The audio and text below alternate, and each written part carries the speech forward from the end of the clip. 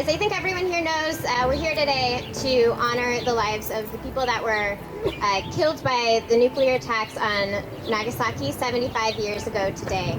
I want to start taking a moment of silence for all of the lives that were lost, the mothers that were holding a child, the families that were preparing dinner together. Let's take a minute.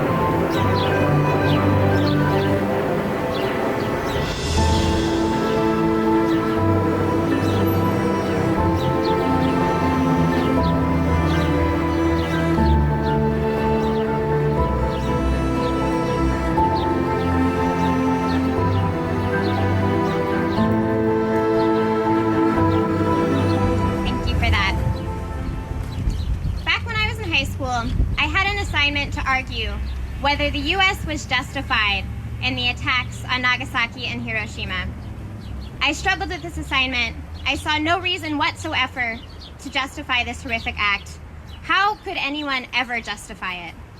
But I kept seeing it billed as the only way to stop the war, with no further explanation. We are so committed to destruction over peace and diplomacy and the devaluing of human life that even those with the best intentions perpetuate the narrative that this is the only way. I don't want to live in a world where the annihilation of hundreds of thousands of people is seen as a viable solution. We are lucky we have made it 75 years without a repeat incident, as the threat of nuclear war is ever increasing. We must cry out, never again, abolish nuclear weapons now.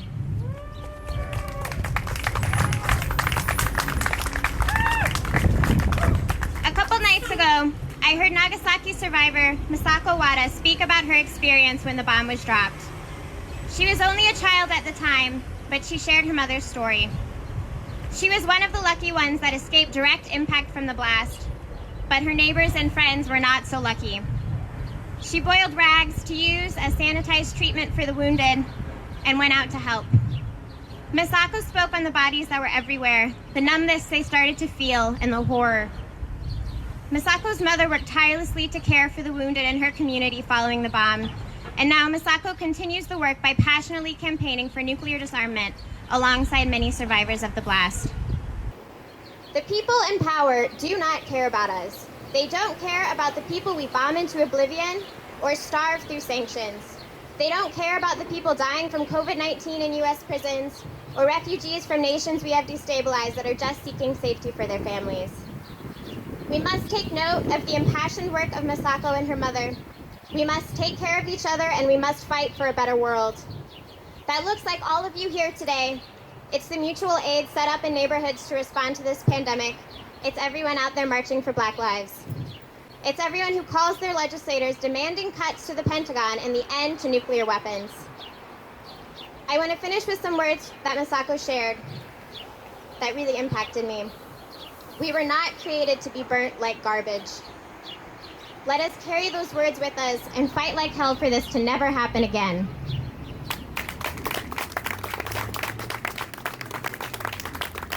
I'd like to welcome Ed Mcmanus from the Fellowship of Reconciliation. Ed and his wife Ellen led a delegation to Japan for the 60th anniversary 15 years ago.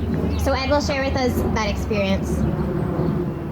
So as Lizzie said, my wife Ellen, who is right here, had the privilege of, and I had the privilege of visiting Hiroshima and Nagasaki 15 years ago for the 60th anniversary of the bombings. We led a delegation of members of the Fellowship of Reconciliation in a visit to both cities, and the fellowship collected thousands of signatures on petitions urging the Japanese government to not repeal Article 9 of its Constitution, which was adopted in 1947, which outlaws war as a way of settling disputes. We presented the petitions to the Prime Minister and to the mayors of Hiroshima and Nagasaki. And the mayor of Hiroshima gave us this painting, which we have hanging in our living room. And I told Ellen that I wanted her to stand here for half an hour and hold that up. And she thought I was just kidding. The painting depicts the Gimbako Dome, which is the only building left standing near the hypocenter of the bomb's explosion. It's still there after all these years. We had the opportunity to meet with several Habakasha, which is the name for the survivors of the bombings. They're now very elderly. Well, that was 15 years ago. I guess they're really elderly now. And hear them relate their memories of the tragedy. We came away committed to working to eliminate nuclear weapons, and I want to thank all of you for volunteering for this demonstration. It is a great way to influence public opinion on this very important issue. We must not give up. Thank you.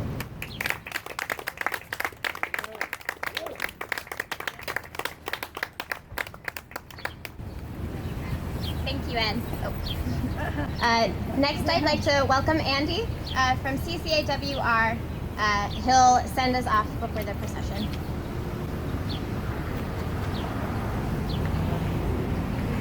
Thank you, Lizzie.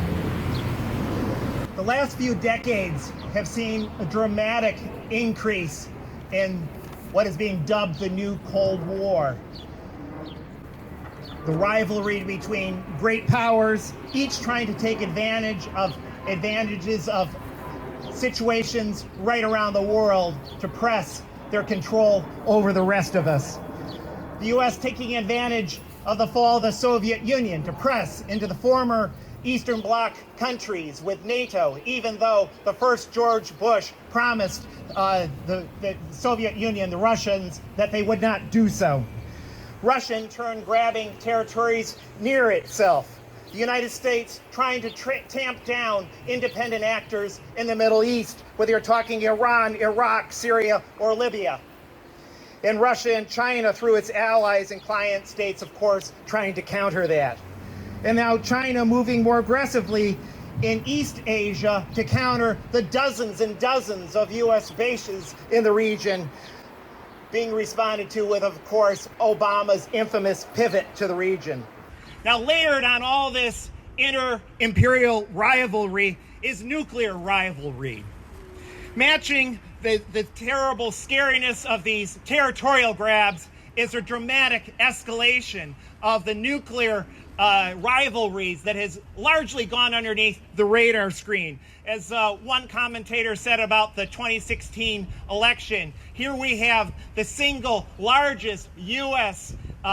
Expenditure in its history, at that time figured to be $1 trillion for so-called modernizing nuclear weapons, and yet there's no debate about it in the presidential election.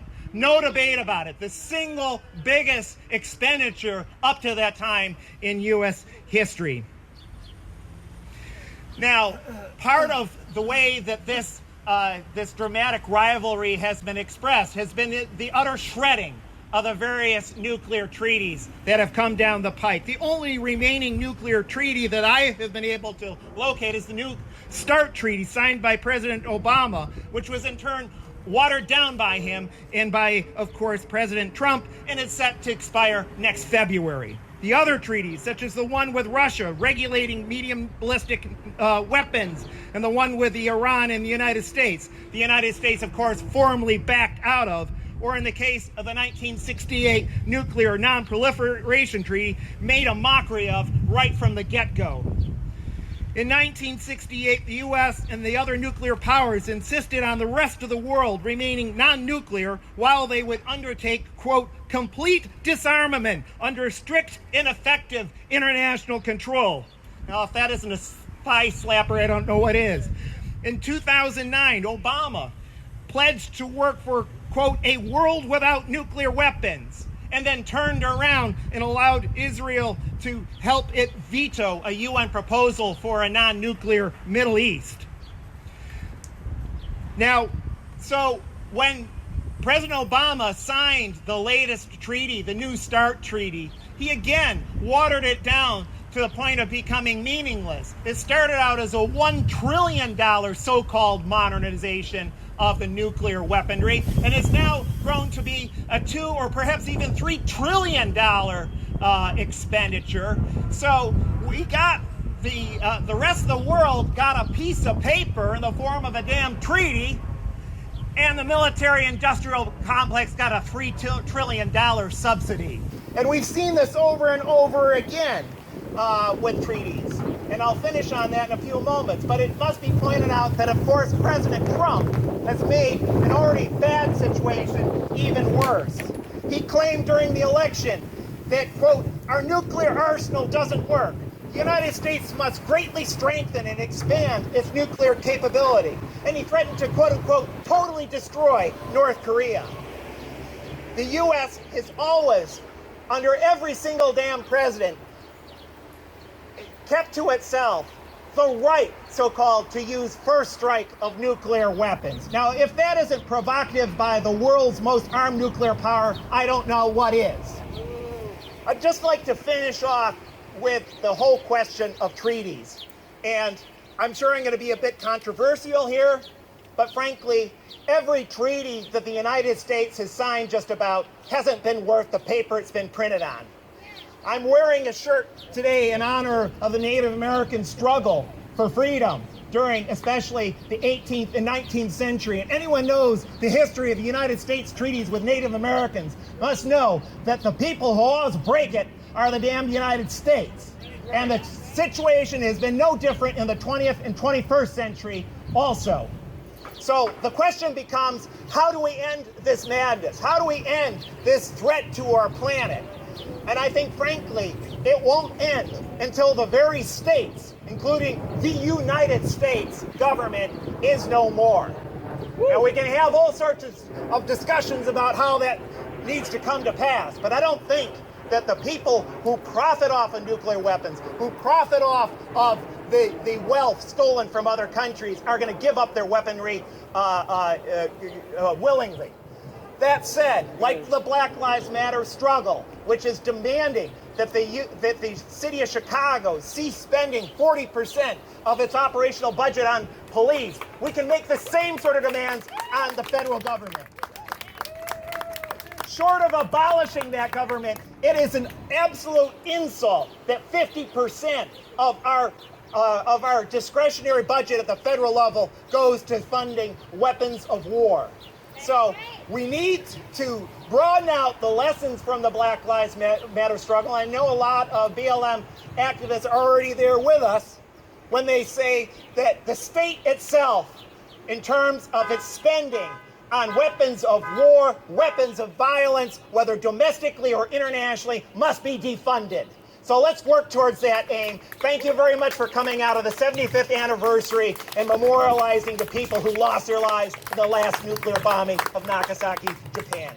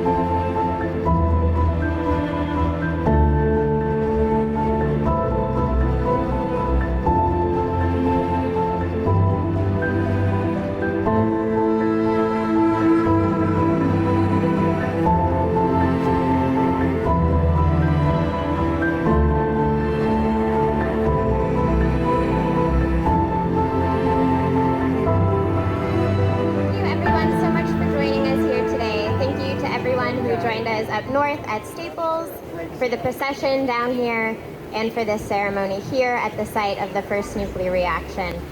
Today is an important day of remembrance, as I said earlier, for the hundreds of thousands of people that were killed after the bombing of Nagasaki, and today is the 75th anniversary of that bomb. So speaking first here is Newland Smith, who will start us off. It was here on December the 2nd, 1942, that the first self-sustaining controlled nuclear reaction occurred, part of the Manhattan Project.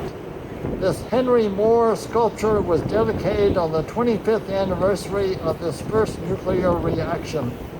Professor Harold Hayden, one of the members of the committee which selected Moore, reflected with these words, "Mr. Moore's work will be subject to many interpretations.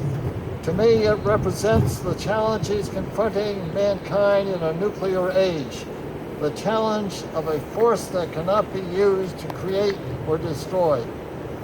Dr. Bernard Iddings Bell, who was to become the Episcopal chaplain at the University of Chicago, did not mince words in a sermon he gave on August the 9th, 1945 at Trinity Church, New York, and I quote, "It is doubtful if Christian missions in the Orient, at least under American auspices, can matter ever again.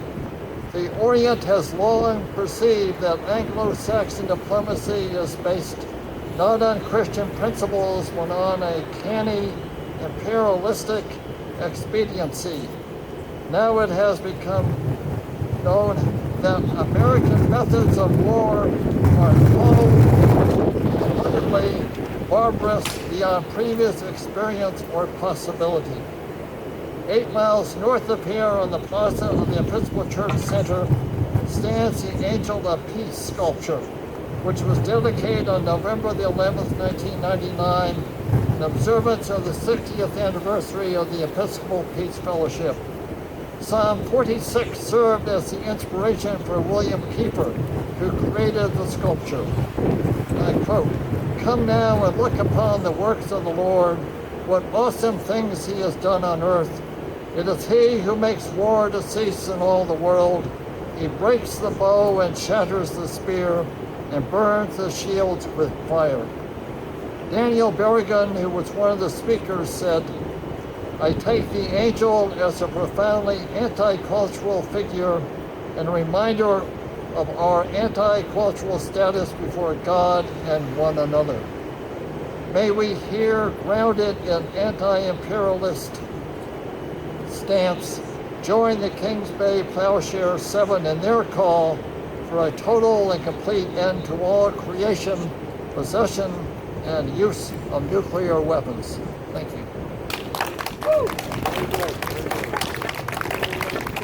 Thank you for those words, Newland. Next up, we have Sarah Ball from Voices for Creative Nonviolence, who will speak more on the Plowshare 7.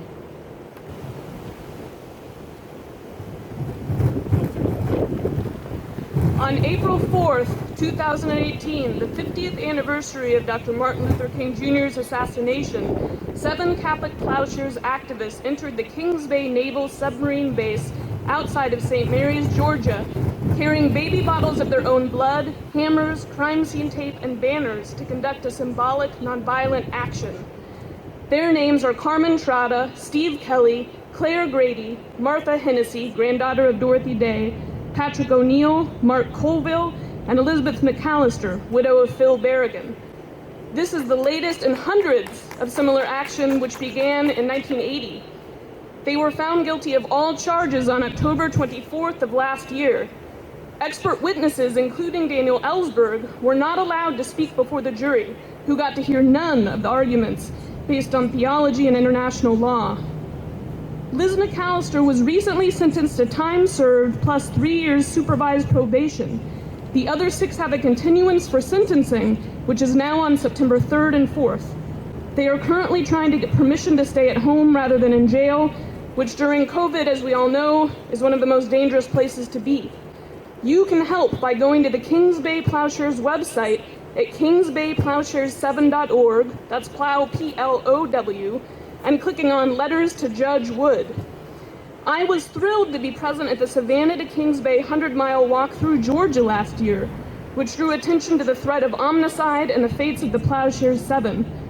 Some of us from the north were a little nervous about going down to the deep south, but we were very pleased to find that many in the population were with us against nuclear weapons. So just know that there are people across the country whose voices have, for the most part, gone unheard. I was also present at one of the preliminary hearings where I got to listen to each of the plowshares make their statements, And some of the expert witnesses who were not allowed to speak to the trial give their testimony about the crimes of holding and using nuclear weapons. These two events have been important markers in my life. For the first time, I saw activists calmly and with confidence telling law and government to their face what right and wrong were. They overturned the courtroom. Please support them by going to the kingsbayplowshares7.org website. All right. Yes. Yes.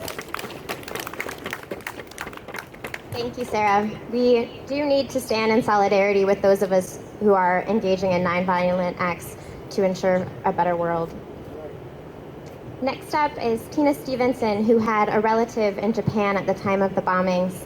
She'll speak about her stepmother's experience. Hi, I'm Tina from Evanston Documentary Film Group and Refuse Fascism. Hiroshima has about the same number of people as the city of Providence, Rhode Island, or Dallas, Texas. Imagine if an atomic bomb was dropped on those cities.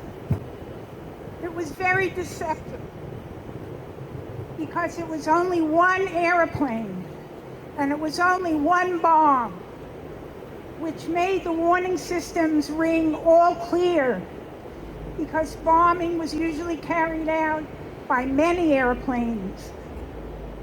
For Nagasaki, one of the people on board the plane reported it like this, quote, "The bomb burst with a blinding flash and a huge column of black smoke, luminous with red flashing flame that reached 4,000 feet in less than 8 minutes.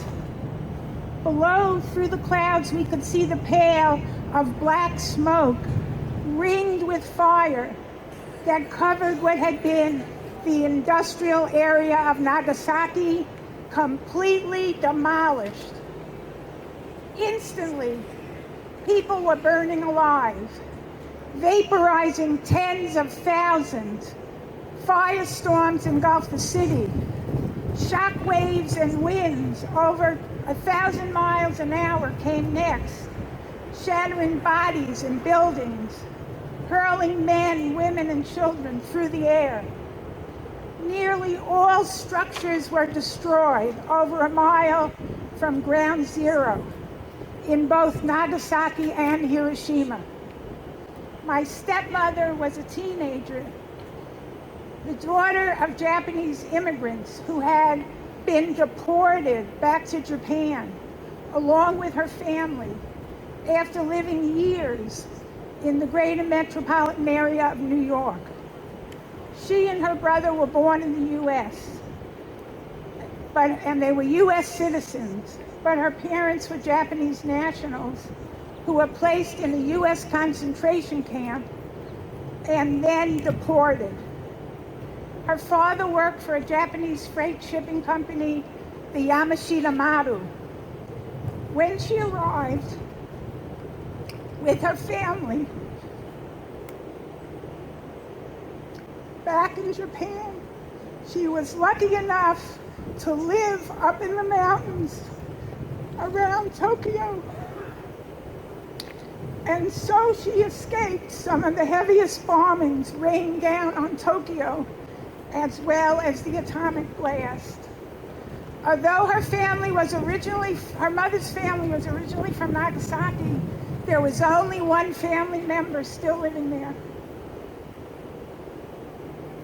Still, my mother and her family living up in the mountains were on the edge of starvation, subsisting on grass and sardines. They heard about the most terrible event that killed countless people in Hiroshima and flattened the city. No one knew what happened or what it was, which made it all the more terrifying. The Japanese newspapers were filled with horrific pictures of the bombing and the completely demolished cities. In the early 60s, when I was a college student, Japanese survivors called the Hibukisha were touring the United States to promote the understanding of the horrors of the war. I helped to organize programs at Purdue University. Most vivid in my memory was the description of a Buddhist priest who had been away when the bomb dropped, and he returned to find his brother, which he never did find. He told how hundreds of people came to his temple grounds seeking help, bleeding, skin peeling off, all sorts of horrific injuries, crying out for help, their hands outstretched. He went around offering water. He witnessed so many dying in horrible pain, but wasn't able to help many in any significant way. Dropping those two atomic bombs is a crime against humanity, which the U.S. justified by saying, quote, it saved American lives, unquote, and it shortened the war. Not only is that a sickening equation, that American lives are worth more than other people's lives, but it's also a lie. The bombs were dropped to keep Japan from surrendering to the Soviet Union, which is much closer geographically, to threaten the Chinese revolutionaries led by Mao Zedong with the same fate, and to keep Japan away from communist influence. But even more, it was a statement to the whole world that the 20th century would be dominated by the geopolitical interests of the United States imperialists. Yet, there is hope right now, with tens of thousands of people that have taken to the streets. These last months of Black Lives Matter protests show us that dread can be transformed into a force for hope. Our power lies in sustained, mass, nonviolent protests in the streets. Our strength is in our diversity. Our demand is for justice.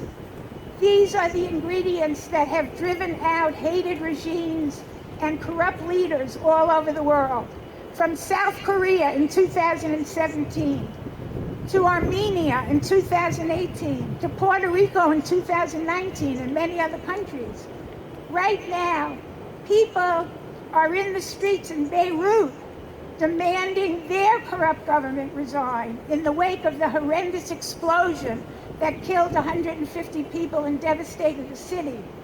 All around the world, people know how to do this. Let's learn from them for the sake of all of humanity. Join us, contribute in any way you can, because the hour is very late. If not now, when? If not us, who? Thank you. All right. Whoa. Thank you, Tina, so much for those inspiring words and for sharing your stepmother's story. It's so important that we continue to hear and listen to those personal accounts. We don't hear that in our history classes. We aren't hearing that on the news of the people we are devastating through U.S. imperialism, and that's so important that we hear it. I'd like to welcome Dave Kraft from the Nuclear Energy Information Service to speak to us about the threat of nuclear energy and nuclear weapons. Thank you. It's hot today. And 75 years ago, it was a lot hotter in Nagasaki. I think that's why we're here. As you heard, my name is Dave Kraft. I'm Director of Nuclear Energy Information Service. We're a 39-year-old organization in Logan Square. And we formed to inform people about the dangers of nuclear power. Now, governments that want to manipulate people rely on that old adage of keeping us like mushrooms. They treat us like mushrooms. They keep us in the dark, and they feed us bullshit. And one of the biggest myths that depends on both of those is the idea that there's some important separation between nuclear power and nuclear weapons. We're here today to say that that's been a fiction that has been utilized and brutalized by governments around the world to keep nuclear weapons production going. Because when you look at both of them, they use the same physics, they use the same materials, uranium, sometimes plutonium. They use sometimes the same people. They use the same institutions and Department of Energy laboratories.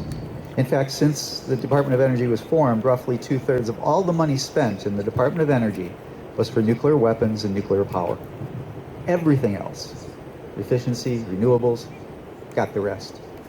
So the fiction that we are confronting today is that there's somehow going to be a peaceful world, even if we did abolish nuclear weapons, as long as we continue nuclear power. And that is simply not true.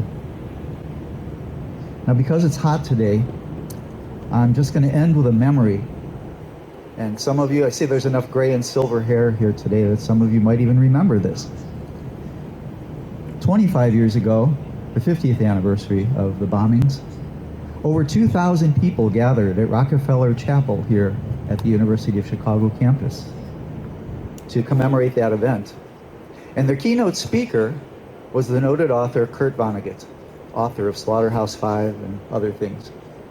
So people were really eager to hear what the man had to say. Now I'm going to paraphrase it. I don't remember it exactly. I haven't been able to find a transcript. But he started out by saying that there may have been a military justification for the atomic bombing of Hiroshima. But 3 days later, there was absolutely no justification in civilized society to justify the bombing of Nagasaki. It was simply a pure act of genocidal racism. And in this day and age when we're confronting institutional racism at all levels, I think we need to keep that in mind. Thank you. Thank you, David. I'd like to welcome Sean Reynolds, who will speak on Daniel Ellsberg's book, The Doomsday Machine, Confessions of a Nuclear War Planner. Some say the world will end in fire, some say in ice. Well, as we now know, it's both. First, the world ends with a mega-genocidal, a multi-genocidal attack on our cities and our military installations, which are next to our cities. The original plan for all-out wargasm against Russia and China, our government didn't distinguish between the two of them. We were going to blow them both up or neither. Involved the planes carefully timed so that one city blowing up wouldn't knock a plane flying to blow up the next city out of the air. It was madness, and our planners also we didn't realize until the 80s that just a limited nuclear strike would send enough smoke into the stratosphere where nothing rains out, that it would blanket the earth and we would have a decade with no crops. And with no crops, that's the northern hemisphere that got the fallout, and it would be the southern hemisphere. New Zealand has passed a law recently telling our 1% they have to stop buying up land there. But they won't escape it either, because after we've eaten what's on the shelves and the cows and the cats and the dogs and the rats and each other, then it's over. That's it. And we've been stockpiling, even after the end of the Cold War, even after the end of mutually assured destruction, we've been stockpiling the means to destroy every life on this planet, including our own. Daniel Ellsberg is known for his work exposing the Pentagon Papers, but he recently revealed in his book, The Doomsday Machine, which I urge you all to read, that his main goal the entire time was to release a much larger trove of documents he had copied as an architect of our nuclear weapons program. And that was lost in a tropical storm in a landfill cave-in where they were hiding it from the FBI and from Nixon. So he didn't go to jail and for life. And the species is a lot more certain to die, is a lot more likely to die. The planet, the nuclear, as has been pointed out, the nuclear clock of the Bulletin of Atomic Scientists has never been this close to midnight. It is counted in seconds for the first time, 100 seconds to midnight. The threat of climate change producing promising increasing global insecurity as the resources humans need to have societies run out. A global fascist backlash. We can differ on what constitutes fascism, but clearly we're headed in that direction. In part, it's a backlash to neoliberal policies. The 1-2 punch of the liberals and conservatives in power, neither of whom seem to give a flying for the working class. Well, there's supposed to be an applause there. Sorry, I use profanity. The terrifying lies about Iran and China being told by the Republican administration and believed by their base. The terrifying, deranged, demagogic proto-fascist lies about Russia being told by the Democratic Party and being easily believed by their base. And the fact that I'm not here is proven by what I just said, because what I just said proves that I'm a Russian bot or Putin in a fat suit. We are heading back into a new Cold War. General Lee Butler, head of Strategic Command at the end of the old Cold War, said that we have so far survived the nuclear age by a combination of skill, luck, and divine intervention, and I believe divine intervention in the largest proportion. We almost didn't make it last time, but now we have hypersonic nuclear missiles, a program inaugurated not by Trump, but by Barack Obama, which Trump unselfconsciously applauds. And we have many hypersonic missiles. That means a hair trigger response even much faster than in the last time we nearly died multiple times. So what do I have to say? One of Ellsberg's main points, and he argues very persuasively, is that no U.S. president in the nuclear age has failed to use nuclear weapons. If a mugger pulls a gun on you in an alley and doesn't fire, that's win-win for him. He gets the money. He did use a gun.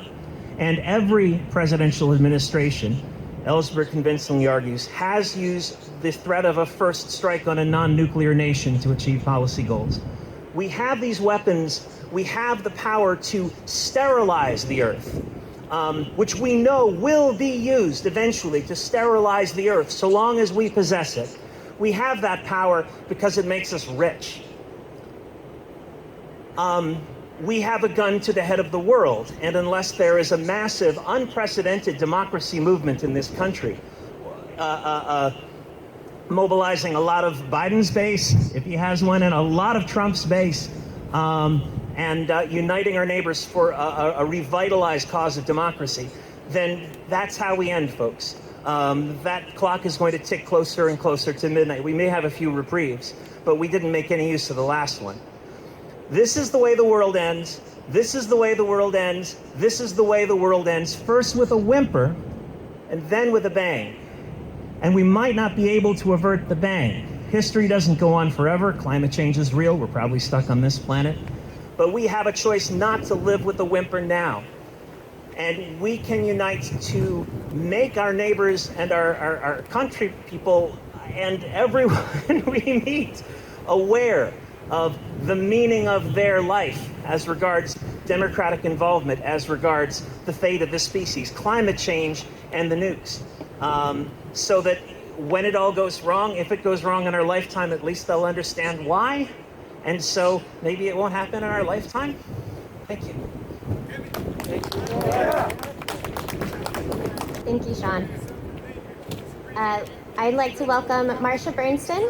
She is going to speak on the Back from the Brink campaign, and she'll be our final speaker today. Thank you, everybody, for coming today. We had a great turnout, so I just want to say that. Back from the Brink. So the city of Evanston is actually the first city in the state of Illinois who has passed a Back from the Brink resolution. And we are working to try and have that happen in Chicago. The pandemic has kind of messed up a lot of organizing plans for a lot of groups. But there are 5 basic tenets of the Back from the Brink campaign.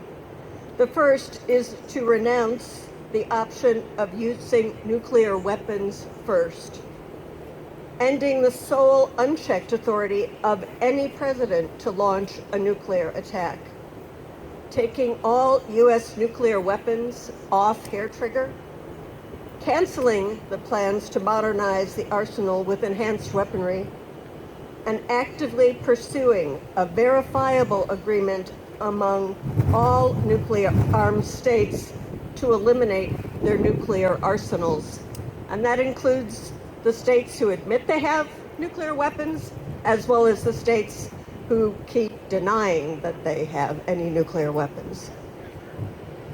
Precisely, like Israel.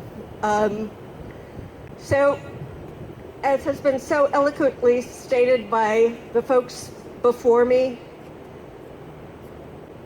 there is no coming back from the use of a single nuclear weapon these days. It doesn't matter where it goes off. There isn't really such a thing as a small nuke, because the devastation to the planet would be catastrophic and planet ending, no matter how you want to slice it. So all we can really do is work as hard as we can to get rid of them all, have them all be destroyed and decommissioned.